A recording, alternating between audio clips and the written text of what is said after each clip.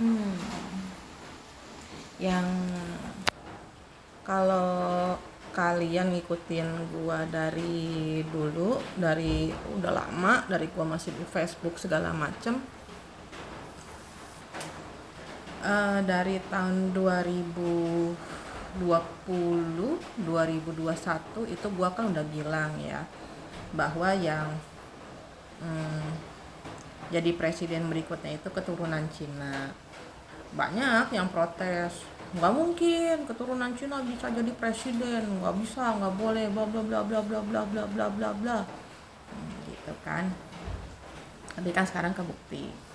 Terus dari tahun 2000, sejak di apa 2022 2023 tuh, sejak munculnya apa sih, kandidat-kandidat calon presiden gitu kan, itu kan dari pertama belum ada dua-dua lawan itu baru Pak Prabowo yang nyalonin diri kan. Gue udah feeling, gue udah bilang sama teman gue, sama dapat teman gue, sama anak gue juga, ini kayaknya Prabowo bakal maju gitu kan. Tapi nggak tahu nih, lihat dulu kandidatnya yang lain siapa, soalnya waktu itu kan belum ada gitu kan.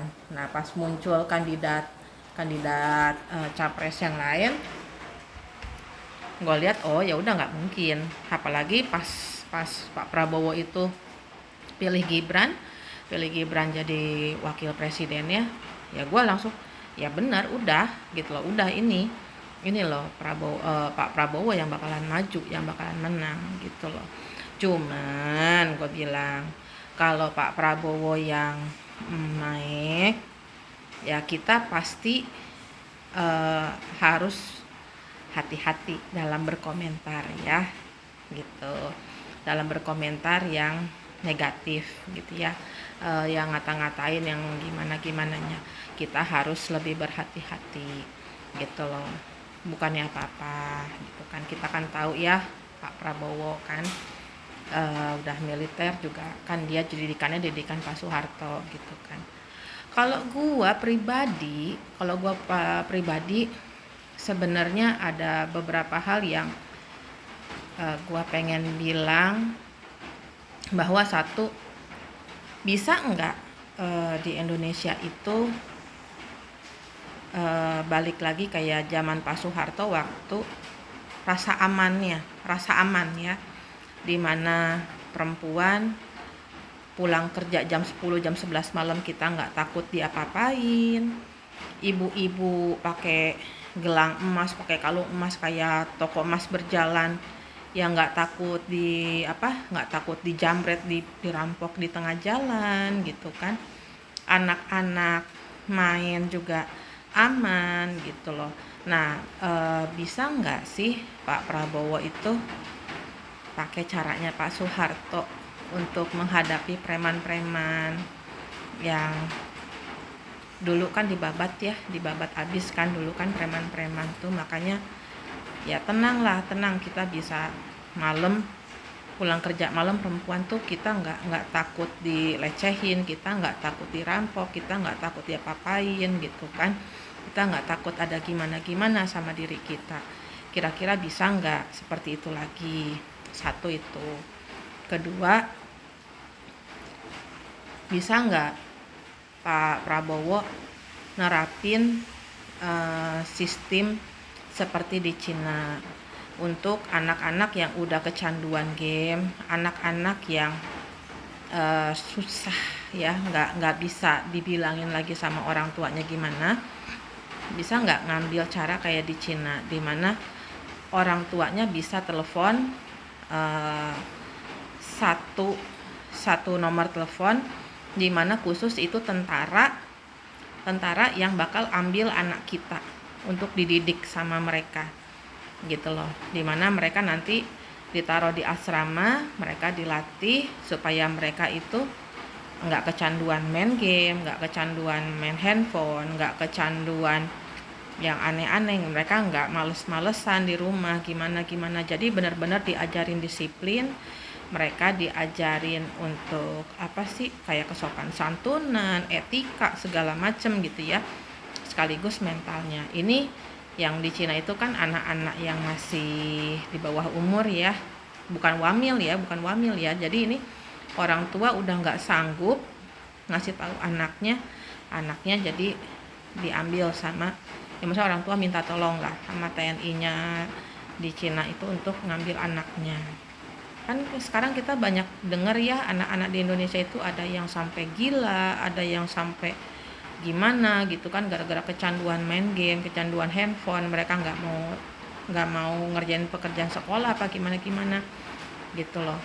Kayak di Cina juga kan diterapin tuh buat anak-anak, diterapin di anak-anak itu bahwa dibatasin buat anak-anak itu sampai jam berapa boleh mainnya dan hari apa doang boleh main gamenya gitu kan, jadi benar-benar dikontrol.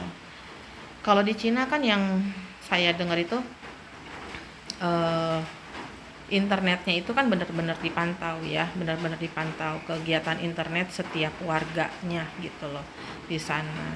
Jadi ada bagusnya, untuk di beberapa hal ada bagusnya sih kalau menurut gua pribadi, karena memang orang-orang di Indonesia ini emang harus punya pemimpin yang tegas, yang bisa ngambil sikap yang pokoknya emang harus tegas, karena orang Indonesia ini kan agak-agak ngeyel ya, orang-orangnya agak-agak ngaleyet gitu kan, agak-agak susah dibilangin, susah dikasih tahu, dablek gitu. Jadi kalau pemimpin yang nggak tegas, bukannya galak, bukannya gimana ya, tapi tegas, boleh enggak gitu kan ya, bisa kayak begitu, itu bagus banget. Emang harus kayak begitu pemimpin di Indonesia kalau mau maju. Tapi kalau pemimpinnya plenye, yang pelin-pelan, yang iya deh, itu nggak bakalan maju negara Indonesia kalau kayak gitu. Karena rakyatnya susah diatur, karena rakyatnya susah dibilangin, rakyatnya susah diomongin gitu loh. Kadang-kadang ya itulah jeleknya orang Indonesia itu, masih gampang dikomporin. Orang Indonesia itu masih banyak yang terlalu mengedepankan emosinya gitu loh. Nggak banyak rakyat Indonesia yang masih kurang bisa berpikir, masa sih, benarkah gitu loh. Itu masih banyak yang kurang bisa berpikir begitu.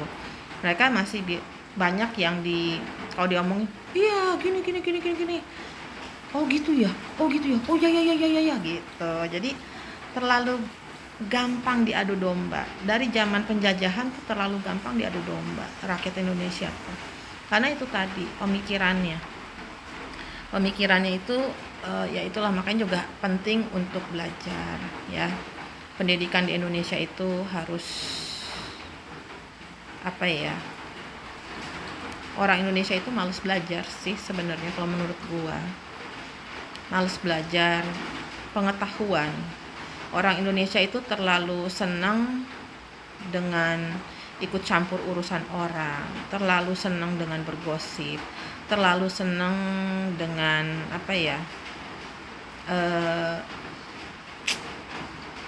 pokoknya tuh dengan berantem gitu ya, lebih mengedepankan emosi gitu loh, fisik segala macam. Otaknya kurang dipakai maaf ya, otaknya kurang dipakai gitu loh. Sedangkan ke depan itu kan kita juga bukan fisik doang yang dipakai, tapi kan kalau emang Indonesia pengen maju ya rakyatnya itu harus bisa tenaga juga, fisiknya dipakai, tenaganya dipakai, tapi otaknya pun kalian harus pakai gitu loh. Kalian harus bisa memaksakan diri kalian untuk jadi cerdas dalam banyak hal, bukan pelajaran doang gitu kan. Cerdas di sini ya macam-macam. Kalian punya kebiasaan di seni gitu kan, seni aja udah luas gitu kan, ada nyanyi, nari, pahat, lukis, apa segala macam gitu kan. Belum lagi di bidang yang lain gitu kan, yang banyak juga cabang-cabangnya apa aja. Ya kalian punya tolonglah pengetahuannya itu, kalian mau belajar pengetahuan tuh, cari tahu pengetahuan, mau dengerin berita. Anak-anak sekarang ini, aduh ya Allah, Masya Allah ya Pak. Semoga kedepannya berubah lebih baik.